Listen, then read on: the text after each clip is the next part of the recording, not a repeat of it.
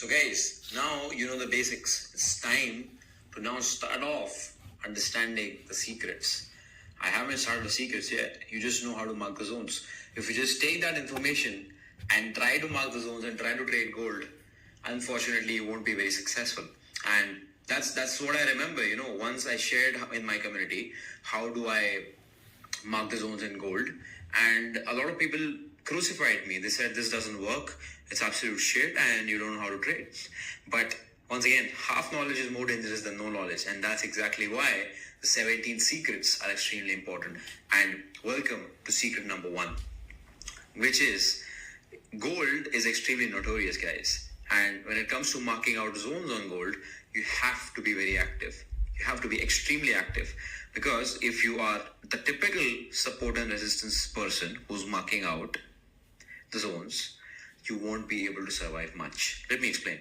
So the number one secret number 1 basically, when it comes to gold, is you have to be very quick when it comes to changing zones, because gold changes its nature very, very fast. Now, there's an advantage of gold because it's an extremely liquid asset, but there's a disadvantage that it changes the nature, it changes the supply and demand zones very fast, because obviously, naturally, it is extremely liquid, it is extremely, it has a lot of volume. So something like this will also change structure in price, change structure and demand and supply very, very fast.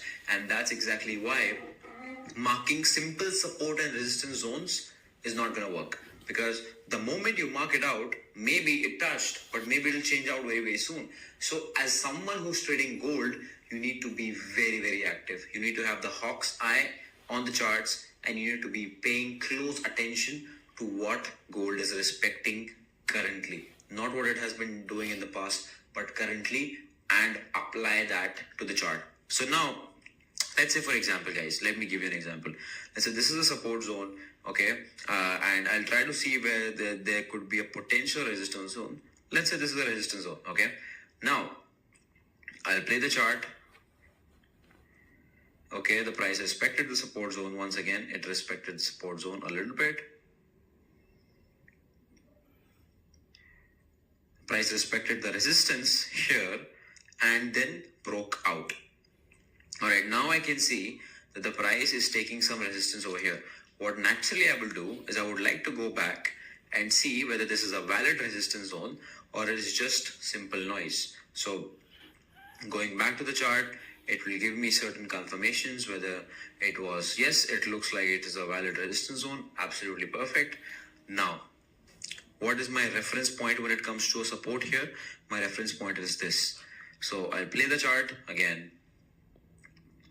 Okay, so the price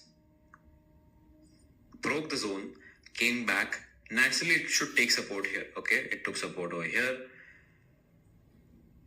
Now the price is once again going back up. So ideally, this should be my point of reference when it comes to resistance zone. Okay.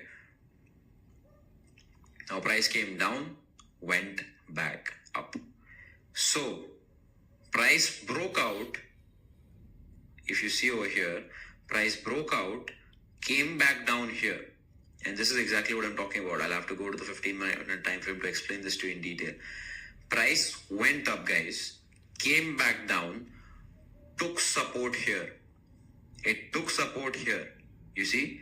So now, when I see that the price took support here, I have to immediately bring this particular zone above over here, go back, and also check for confirmation. So I brought this zone back up. Let's see over here. I do get some confirmation here that yes, price broke out, took some support here, and then went back down. Okay, this is some confirmation. Then I'll go back here just to confirm a little bit more and see whether this is something that I should consider a zone. Okay, so here I get more confirmation. Yes, it is being respected. Now, if I did that, let's say if I would have done that, I would have known for a fact that price went up, it came back down. This is something that would be called as a reference point for support, because from here we got a significant move It fulfills the two criteria, guys. One, it is being respected in the past. Second, there was a decent move. While our previous zone, which was probably something like this, do you see a decent move from this particular zone? No, the move started over here, right? So ideally, this zone disqualifies as our ideal support or resistance zone. So I would move it up like this and wait for the price to come down.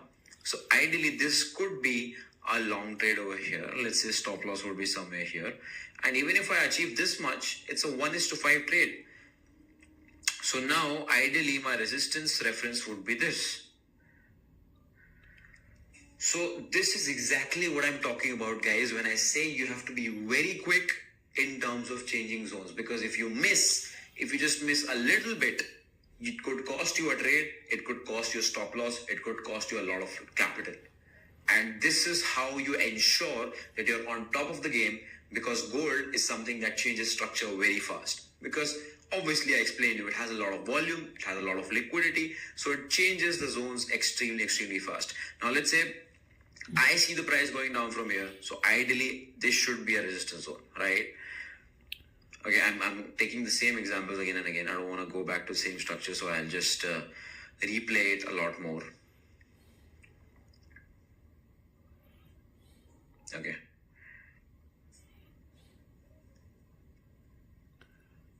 Alright, so let's say we speak about this.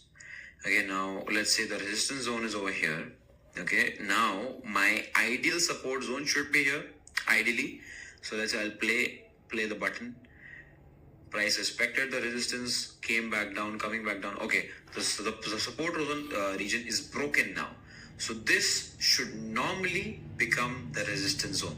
Let's see if it respects it.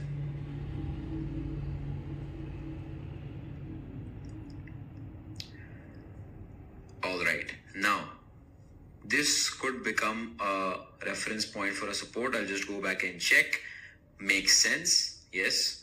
But why did the price come up here?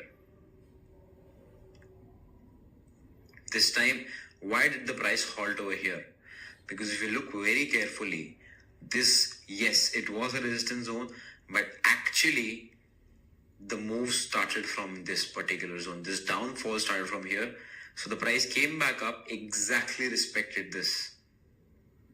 Then, now price is respecting this once again. Not a problem at all. Price is going up now. So normally this should become my support region reference. Okay. So now let's say if price goes back up, comes back down, came back down, this became my support region reference. Price came back down, down, down. Now it took this particular point as a reference point. So once again, this could be a little confusing, but when you trade more, when you look at this and when you understand how gold behaves, this will make much more sense. Like for example, here, if you see this entire particular move over here, this started exactly over here, right? So this would be a much more qualified zone. So earlier the zone was here, right? But now when the price was coming down, it is my duty, it is my understanding to move the zone where the price actually started moving, which is somewhere over here. Now price came down, respected this particular zone. Now naturally, if I look at this particular resistance, I should be moving it back up here because actually this particular move started from here, right? So let's see what happens. And boom, price comes up exactly over there, respects it, comes down. So this is exactly what I mean, guys. This is exactly what I mean. Gold is something that changes structure extremely fast. If you're not aligning to it, if you're not changing your zones according to it, you're not going to make money. You're not going to make money. And this is why just knowing how to mark zones in gold is not going to work. Because these are a few things that you need to know as someone who is trading gold. So like I said, once again, secret number one, guys, change zones as soon as possible. As you see the price changing structure, change your zones. Change the zone. Remember, two simple things. is it being respected in the past? Was there a decent move from that particular zone? If both the answers is yes, make that zone, change that zone into that particular thing. Now, once again, I'll give you a little bit, one more example. Okay, so let's say the price came back down. Now this downside move, I'm going to change my resistance zone from this to this because the move started over from here. Now let's see if it respects this particular support zone. Okay, it did not respect.